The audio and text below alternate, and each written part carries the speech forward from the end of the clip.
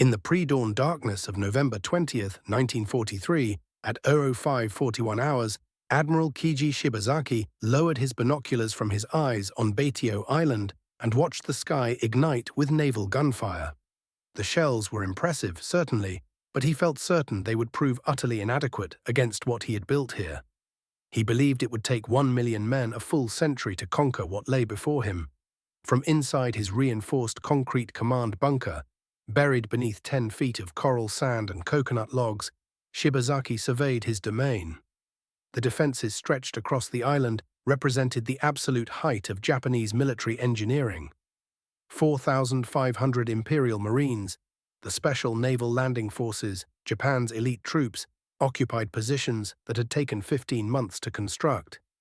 Every angle had been calculated with meticulous precision. Every field of fire locked into place.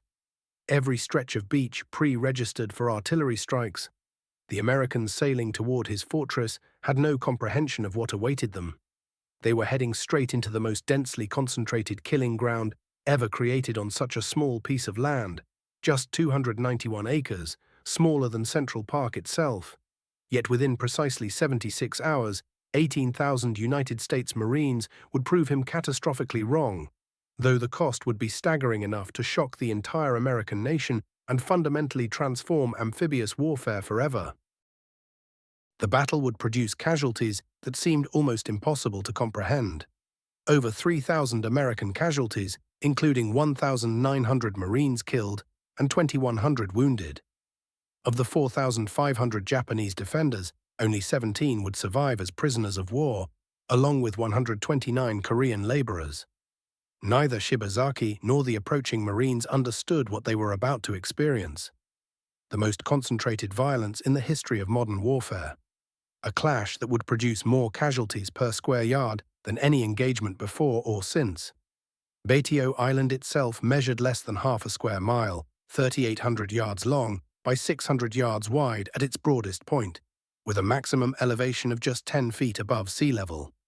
Into this tiny space, the Japanese had crammed defensive power that would have impressed the architects of the Maginot Line. Beginning in September 1942, Korean laborers working alongside Japanese engineers had transformed this coral atoll into something entirely unprecedented in military history. An entire island converted into a single unified fortification. The statistics alone defied comprehension. More than 100 major pillboxes and bunkers covered the island. 14 coastal defense guns dotted the perimeter, including 4 massive 8-inch Vickers naval rifles purchased from Britain back in 1905. 40 field artillery pieces provided additional firepower. Over 200 machine gun positions created an interlocking defensive pattern that left no dead space, no safe approach on any beach. The construction itself represented a masterpiece of military engineering. Each major bunker featured reinforced concrete walls up to 5 feet thick, constructed from a special mixture that included crushed coral. This combination actually made the concrete stronger than standard formulas. Over these walls lay layers of coconut logs, palm wood so dense it refused to float, creating additional barriers. Some of these logs measured 18 inches in diameter and could absorb tremendous explosive force. Railroad rails shipped from Japan at enormous expense created steel frameworks capable of withstanding direct hits from naval guns. The entire complex was then covered with sand and coral, in some locations reaching 12 feet deep. This natural covering absorbed explosive force more effectively than any modern material could achieve. The Japanese had also deployed unique hexagonal steel pillboxes, some dating back to the Russo-Japanese War era, which provided additional defensive positions. These steel structures, combined with the concrete emplacements, created a defensive network of extraordinary resilience. On November 19, 1943, Major Michael P. Ryan stood on the deck of the USS Maryland, 125 miles southwest of Tarawa, watching the armada assembled around him. It represented the largest amphibious assault force America had gathered in the Pacific War to date. 17 aircraft carriers, 12 battleships, 8 heavy cruisers, 4 light cruisers, 66 destroyers, 36 transport ships carrying the 2nd Marine Division, veterans of Guadalcanal who believed they had already witnessed the worst the Japanese could inflict. They were profoundly wrong. The intelligence briefing had exuded confidence. Rear Admiral Richmond Kelly Turner had assured the Marines that the preliminary bombardment would be so thorough, so overwhelming, that they could practically walk ashore without serious resistance. The bombardment plan called for thousands of shells to be delivered in just 3 hours. More explosive power concentrated on a single target than had ever been delivered in any previous Pacific operation. Yet certain officers harbored serious doubts. Colonel David Shoup, who would lead the assault, had studied every aerial photograph until his eyes burned from the strain. The island's defenses were not merely strong. They were geometrically perfect, designed by someone who possessed a sophisticated understanding of defensive warfare and precise tactical calculation. What troubled him even more were the tides surrounding the island. The attack required a 5-foot tide to carry the landing craft over the coral reef encircling Betio. The Navy insisted the tide would be sufficient. Major Frank Holland, a New Zealand officer who had lived in the Gilbert Islands for 15 years, had warned them about the dodging tide, a peculiar tidal phenomenon capable of exposing the reef when least expected. His warnings about these unpredictable tidal conditions had been acknowledged but largely dismissed by Navy tide experts who insisted their calculations were absolutely correct. On November 20th, 1943, at 05:05 hours, the bombardment commenced. The battleship Maryland fired the first salvo from her 16-inch guns. Within minutes, the morning darkness transformed into artificial daylight as hundreds of naval guns opened fire simultaneously. From the transport ship's position 10 miles offshore, Marines watched in awe as Betio disappeared entirely beneath a towering cloud of smoke and fire that climbed thousands of feet skyward. For 3 hours, the destruction continued without pause. The battleships Colorado and Maryland fired hundreds of 16-inch shells toward their target. The Tennessee added 14-inch shells in rapid succession. Light cruisers contributed 6-inch shells by the thousands. Destroyers fired until their barrels glowed red from the heat. In total, over 3,000 shells struck the tiny island. At 05:42 hours, carrier aircraft joined the assault. Dive bombers and torpedo bombers dropped ordnance in carefully calculated patterns designed to systematically destroy every marked defensive position. The smoke column rose so high that sailors aboard ships positioned 30 miles away could see it rising against the sky. Yet something was terribly wrong. Through breaks in the smoke, naval spotters began reporting deeply disturbing observations. The 8-inch coastal guns continued firing back. Anti-aircraft positions remained fully operational. As the smoke cleared slightly, the bunkers and pillboxes remained standing, like ancient monuments somehow immune to modern firepower. The after-action report would later reveal the bitter truth. Of the 100-plus major defensive positions on Betio, the 3-hour bombardment had destroyed exactly 4. The thousands of shells distributed across 291 acres had actually delivered minimal concentrated firepower against individual hardened positions, each no larger than a small house.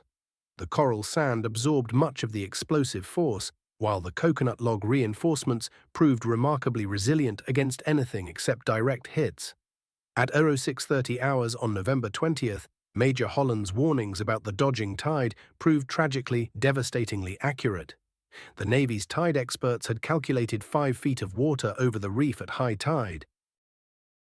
Holland had insisted this would be insufficient for the Higgins boats, which required 4 feet of clearance when fully loaded. The reality proved even worse than Holland had predicted.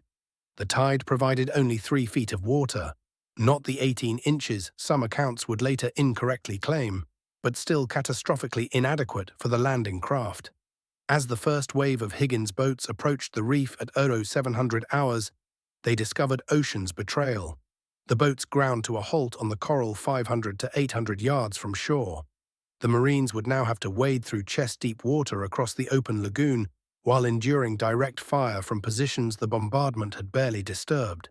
Only the first 3 waves possessed amphibious tractors, LVTs or alligators, vehicles capable of crawling over the reef. Only 125 of these precious machines were available, barely enough for 1,500 men. The remaining Marines of the initial assault waves would have to abandon their stranded Higgins boats and wade through the murderous lagoon under constant fire. At 07:45 hours, as the first LVTs crossed the reef and entered the lagoon, Shibazaki's defensive system revealed its deadly efficiency.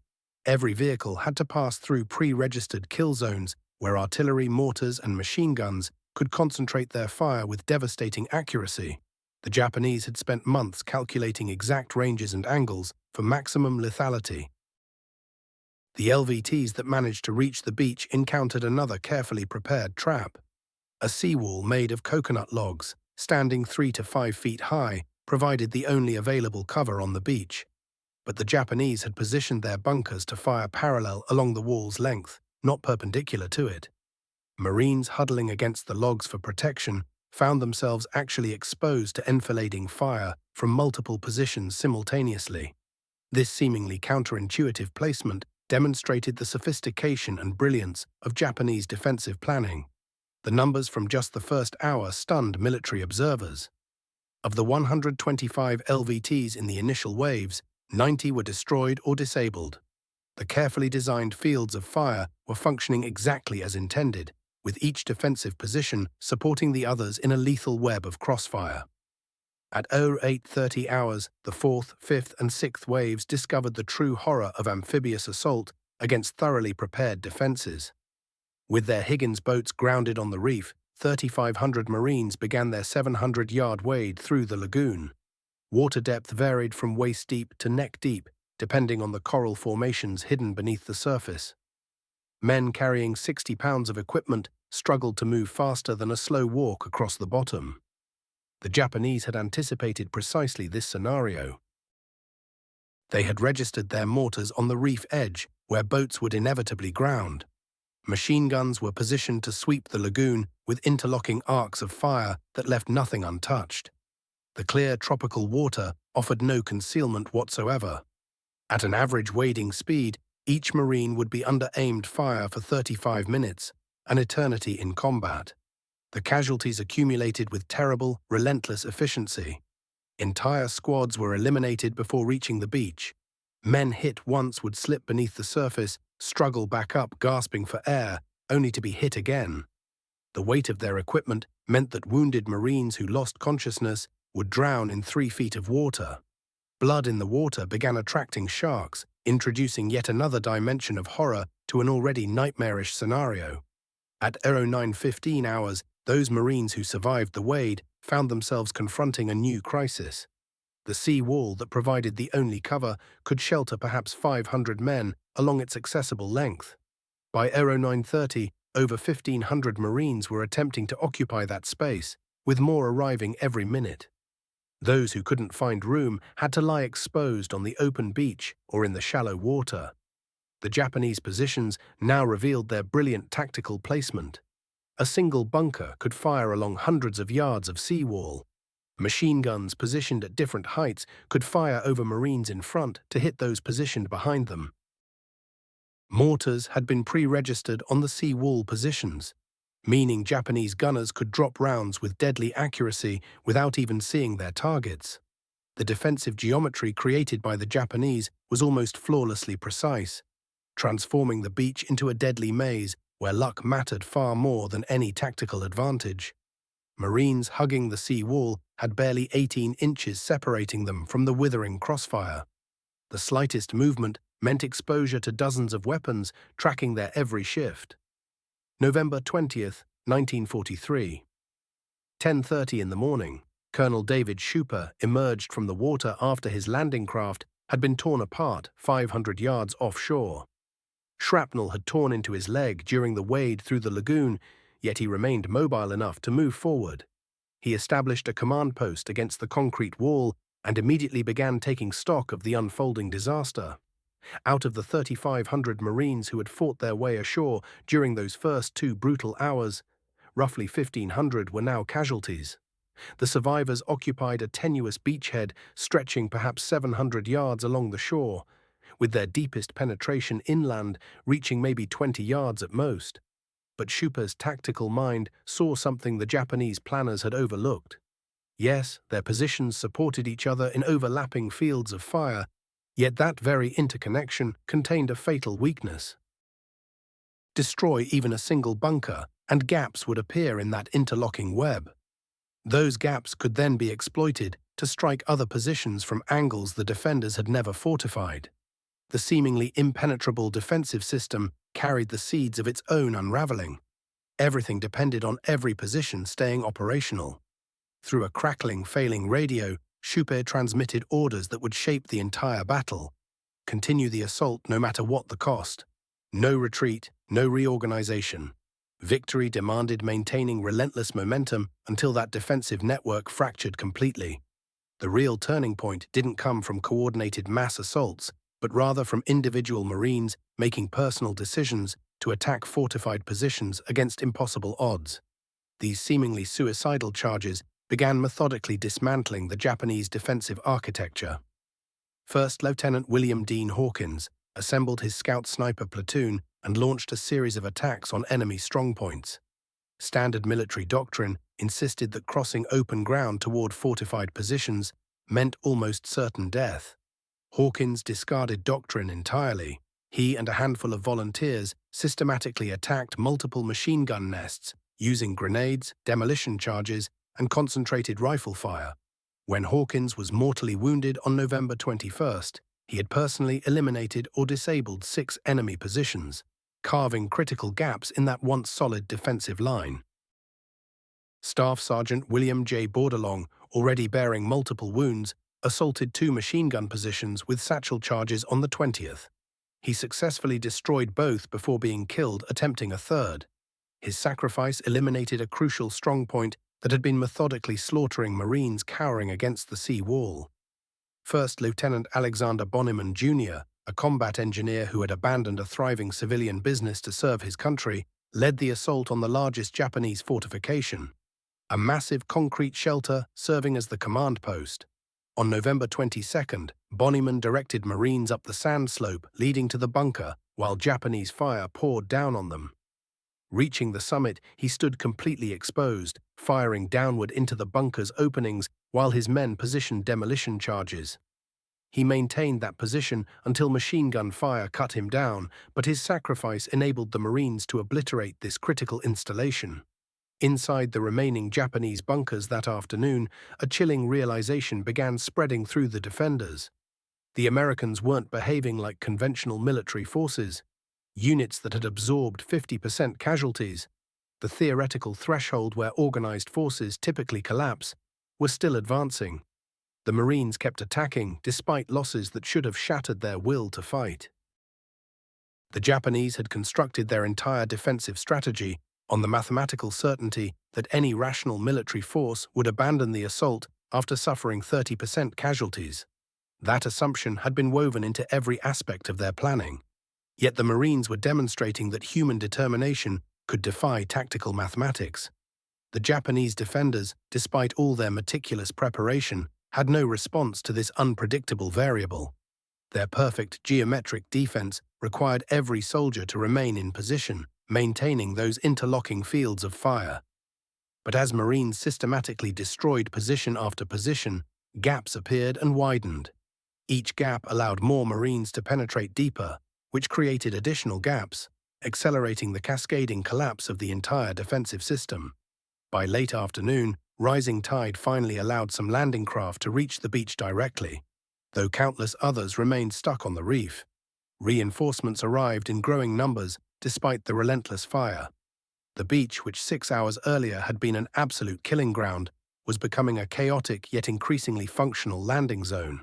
Marines began consolidating their positions and grinding inland, yard by bloody yard. Colonel Schuppe, still commanding despite his bleeding leg, coordinated the assault through runners, brave volunteers willing to sprint across fire-swept ground carrying messages. The casualty rate for these couriers was horrifying, yet volunteers never stopped coming forward. Their willingness to risk everything proved absolutely vital in maintaining command and control, when saltwater had destroyed most radio equipment or enemy fire had rendered it inoperable.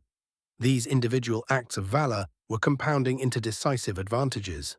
Where Japanese planners had calculated fields of fire and projected casualty rates, the Marines were showing that sheer determination could overcome any defensive advantage.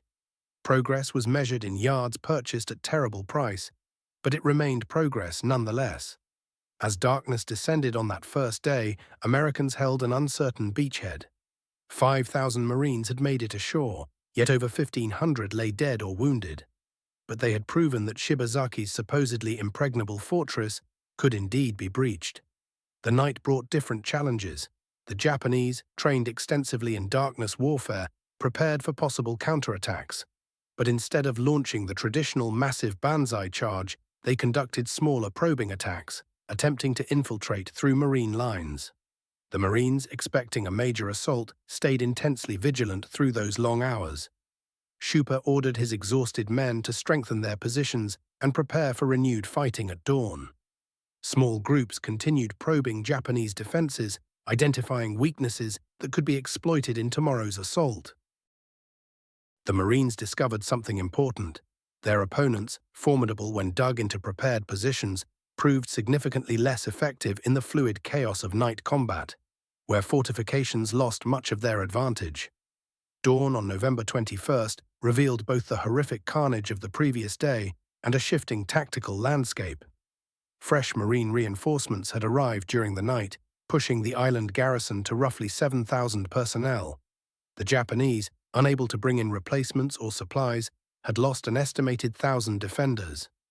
Major Michael P. Ryan led a crucial assault on Green Beach along Betio's western shore. This beach had lighter defenses than the heavily fortified northern beaches where the primary assault had concentrated.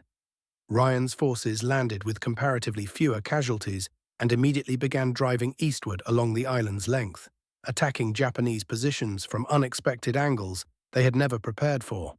The systematic elimination of Japanese strongpoints accelerated. Marines had learned painful lessons about assaulting bunkers. Each position demanded specific tactics, either point-blank tank fire from Sherman tanks that had finally reached shore, or combat engineers equipped with demolition charges and flamethrowers. The methodology was methodical and terrible: suppress with covering fire, advance with explosives, destroy completely, move to the next target. The assault on Admiral Shibazaki's command bunker that afternoon became the battle's symbolic climax. This colossal structure featured concrete walls measuring 5 feet thick, covered by tons of sand and coral, containing multiple firing positions and underground chambers capable of sheltering 300 men. The attack required careful coordination between tanks, engineers, and riflemen. Sherman tanks fired point-blank into the bunker's apertures, while Marines poured covering fire.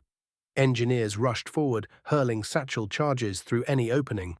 When conventional explosives proved inadequate against the thick walls, Marines employed bulldozers to pile sand and coral against every entrance, entombing the defenders inside.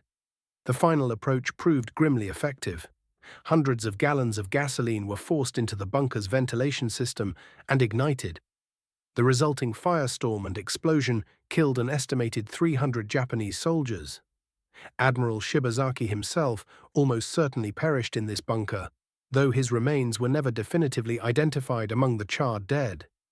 The capture of Betio's airfield, the entire strategic reason for this operation, occurred on that second day. Though bombardment had damaged the runway, it now lay within Marine lines and would soon be operational for American use. The Japanese had positioned their heaviest defenses to protect this vital facility, assuming Americans would prioritize it above all else. That assumption proved fundamentally incorrect. The Marines had been willing to accept staggering casualties simply to establish any foothold, then methodically expand, regardless of specific objectives. This willingness to endure massive losses for incremental gains had shattered the Japanese defensive concept.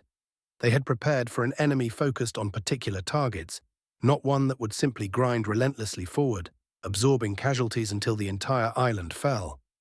By dawn on the third day, Marines controlled roughly 2/3 of Betio. Japanese resistance had fractured into scattered, uncoordinated pockets. Of the original 4,500 defenders, fewer than 1,000 remained alive, many wounded and critically low on ammunition. These final holdouts, recognizing their hopelessness, fought with the desperation of men embracing death. Each pillbox required complete destruction. Any position left partially suppressed would resume firing after Marines passed. The only solution was systematic elimination. Flamethrowers to incinerate the interior, demolition charges to collapse the structure, more flamethrower work to guarantee no survivors remained. The last significant Japanese resistance gathered in a complex of interconnected bunkers at Baitio's eastern extremity, designated the Pocket by Marine Command. Approximately 500 Japanese defenders had established their final stronghold, using the island's narrow tail to concentrate their remaining firepower. Breaking this pocket consumed 14 continuous hours of brutal combat. The identical methodical sequence applied to each bunker: tank fire to suppress, engineers with charges to breach, flamethrowers to clear, infantry to confirm elimination. Marines advanced roughly 20 yards hourly, glacially slow by normal standards, yet actually faster than the first day's blood-soaked crawl across the beaches. As darkness fell on November 22nd, the pocket had collapsed. The few surviving Japanese launched one final banzai charge after midnight, a hopeless gesture that ended in complete annihilation beneath Marine machine gun fire. At 1:30 on the afternoon of November 23rd, after 76 hours of uninterrupted combat, Baitio was officially declared secure. The final accounting was staggering. Of 4,500 Japanese defenders, merely 17 survived as prisoners. An additional 129 Korean laborers, conscripted for fortification work, also survived. The Japanese achieved a 99.7% casualty rate, virtually total annihilation. American casualties reached 1,923 Marines and 30 sailors killed, with 2,111 wounded. In those 76 hours, the 2nd Marine Division suffered more casualties than the entire Marine Corps endured during 6 months of fighting on Guadalcanal. More than one soldier in every 6 fell during those 3 days of brutal fighting, the highest casualty count of any American division in any Pacific engagement up to that moment. Yet from that terrible price came a complete strategic triumph. Within days, the airfield became fully operational, enabling American operations to spread throughout the Central Pacific region. But the true significance ran far deeper. The harsh lessons purchased on Baitio's coral beaches would shield thousands of future troops from similar fates. The battle's aftermath sparked the most sweeping overhaul of amphibious assault tactics the American military had ever undertaken. Every moment of the engagement came under intense scrutiny. Failures were documented, successes were dissected, and every hard-won insight was preserved.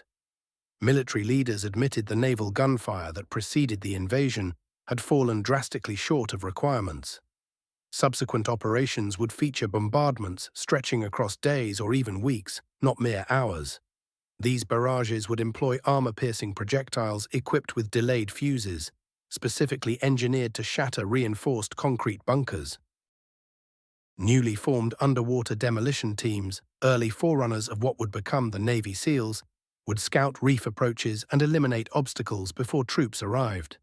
The worth of amphibious tractors had been proven beyond dispute. Manufacturing ramped up sharply, producing improved versions with stronger armor and enhanced capacity to cross jagged reefs. The LVT-2 Water Buffalo and the amphibious DUKW truck became standard issue, eliminating the horrifying wade through open water that had claimed so many lives. Radio equipment underwent complete redesign for saltwater environments, with backup systems built in to maintain contact when primary units failed. Specialized shells intended to breach Japanese-style fortifications were created. Within months of Baitio's capture, napalm entered the Pacific Campaign, a weapon precisely developed to incinerate fortified strongpoints. Every modification traced back to specific breakdowns at Baitio, purchased through Marine casualties. Back in Tokyo, word of Baitio's loss sent tremors through the highest military command. The Americans had accomplished what Japanese military planners considered utterly impossible. They had absorbed staggering casualties for a strategically minor objective. Their readiness to sustain such losses for a tiny speck of land revealed an American determination that Japanese strategists had profoundly miscalculated. The Japanese had wagered that heavily fortified islands would break American willpower through gradual attrition, Betio shattered that assumption entirely. Americans stood prepared to shoulder whatever casualties victory demanded. The entire Japanese defensive blueprint required urgent rethinking. If Americans would bleed that heavily for Betio, which Japanese fortress could possibly withstand them? Japanese troops stationed across other islands digested intelligence reports from Betio, yet the conclusions they drew were fragmented and confused. The Americans had absorbed their mistakes and wouldn't repeat them. Coming assaults would feature concentrated firepower, superior equipment, and refined methodology. Every tactical improvement would spring from Betio's combination of disaster and victory. Even decades afterward, survivors spoke of those 76 hours with difficulty. The sheer density of violence compressed into such a small area over such a brief period transcended typical combat experience. Marines who'd seen action across the entire Pacific consistently ranked Betio as their most horrific battle, surpassing Iwo Jima, Okinawa, and Peleliu. Battle survivors formed an exclusive brotherhood, united by exposure to the most concentrated slaughter ground in Marine Corps history. At gatherings, they recounted experiences that simply couldn't be transmitted adequately to outsiders. The wade through lagoon waters while under fire, the desperate assault at the seawall, the methodical elimination of positions that appeared unconquerable. Numerous veterans eventually returned to visit Betio, struggling to reconcile the serene tropical setting with their memories of absolute horror. Concrete bunkers endured, slowly consumed by encroaching jungle. Rusted hulks of tractors remained visible on the lagoon floor during low tide. These physical remnants stood as testimony to the price-extracting victory. The official Marine Corps assessment after Betio bore a telling subtitle, "Lessons Written in Blood." Every tactical recommendation had been purchased with marine lives. The report catalogued 38 major findings, each one corresponding to a distinct failure that had caused casualties. Critical among them, aerial bombardment couldn't eliminate specific targets accurately. Subsequent campaigns would demand sustained direct fire against individual positions. Photographs from reconnaissance flights proved insufficient for planning purposes. Ground reconnaissance involving swimming scouts became mandatory. Tide forecasting had to prepare for worst-case circumstances, with backup schemes for unforeseen contingencies. Radio equipment required complete waterproofing, alongside redundant backup channels. Coordination between infantry and armor wasn't optional. It was absolutely essential for destroying bunkers. Major General Julian Smith, who directed the 2nd Marine Division, offered a personal reflection, capturing Betio's fundamental meaning. Every blunder had exacted its price in lives, yet those sacrifices had obtained wisdom that would preserve countless future warriors. Almost immediately after Betio fell, its strategic advantage became apparent. B-24 Liberator bombers, launched from the recaptured airfield, struck Japanese installations throughout the Marshall Island chain, preparing them for America's subsequent push forward. Intelligence photographs taken from Betio proved invaluable in planning future operations. Yet Betio's deepest value resided in the psychological realm. It demonstrated to the Japanese that no stronghold, regardless of defensive preparation, could prevent American advancement provided America accepted the human expense. This realization shattered Japanese morale while simultaneously hardening American resolve. Accepting such a cost for victory manifested a determination transcending mere tactics. Admiral Chester Nimitz, commanding America's Pacific operations, subsequently characterized Betio as the critical turning moment, not because of territory acquired, but because of what it revealed regarding American fortitude and capacity for innovation. The path to the Japanese capital lay open if America possessed the determination to traverse it, whatever the cost. 3 months following Betio, Marines attacked islands in the Marshall Group employing every principle extracted from the earlier campaign. The transformation proved striking. Kwajalein, more substantially defended than Betio, fell at just 1/5 the casualty expense. Eniwetok, comparably strengthened, was captured with minimal losses relative to Betio's carnage. The distinctions were systematic. Extended naval bombardments using armor-piercing ammunition genuinely destroyed Japanese fortifications. Surplus amphibious tractors prevented the terrifying dash across reef channels. Demolition swimmers had eliminated obstacles and furnished reliable beach information. Superior coordination between infantry and armor enabled swift bunker elimination. Flamethrowers appeared in the opening assault. Every advancement traced to failures at Betio. The lives expended on that tiny atoll had furnished tactical mastery, transforming American amphibious strength. Future engagements would still demand steep tolls, but Marines would never again encounter the convergence of breakdowns that had manufactured Betio's horrific casualty count. Beyond numerical accounting lay personal losses that embodied Betio's genuine expense. Of the 4 Medal of Honor recipients, 3 perished, earning their recognition. Hawkins, Bordelon, and Bonnyman each surrendered their lives assaulting apparently unbreakable fortifications.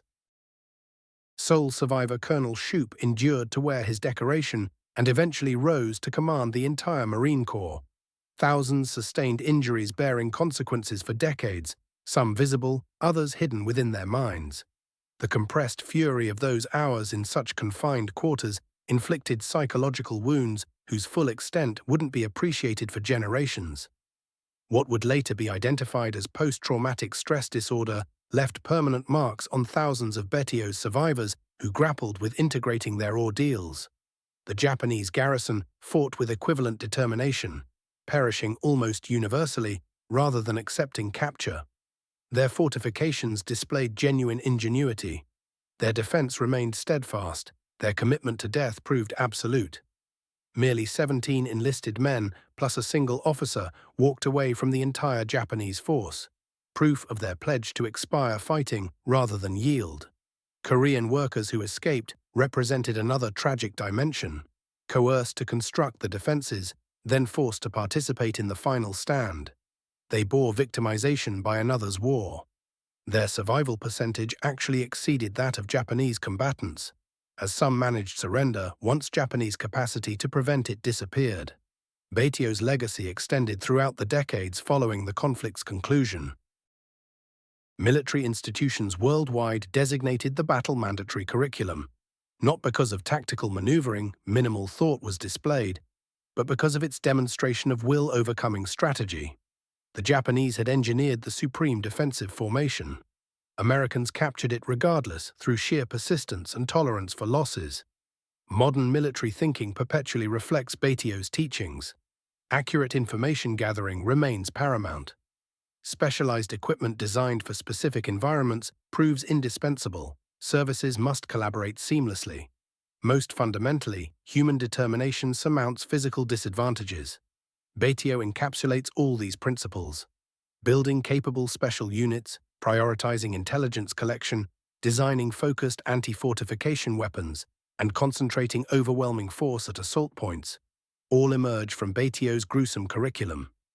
The engagement confirmed that no fortress remains impregnable when the attacker refuses to accept defeat, carrying implications extending well beyond military considerations.